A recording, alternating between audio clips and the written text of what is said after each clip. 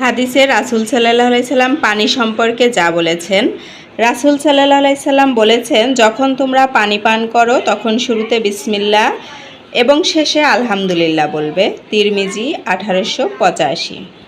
শয়তান বাম হাতে পানি পান করে। তিরমিজি 1800। পানি পান করানোর সর্বোত্তম সাদগায়ে জারিয়া এবং এর চাইতে অধিক সওয়াবপূর্ণ সাদগা আর নেই। আবু দাউদ 1779। খাবারের পাত্র ঢেকে রাখো এবং পানির মশকের মুখ বেঁধে দাও। উটের মতো এক নিঃশ্বাসে পানি পান করো না, বরং 2 বা 3 চুমুকে পানি পান করো। জমজমের পানি যে উদ্দেশ্যে পান করা হয়, আল্লাহ তাআলা তাই পূরণ করে দেন।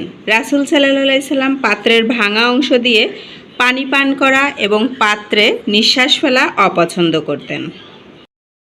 জেনে নিলেন আপনারা পানি পান সম্পর্কে খুব গুরুত্বপূর্ণ কিছু কথা।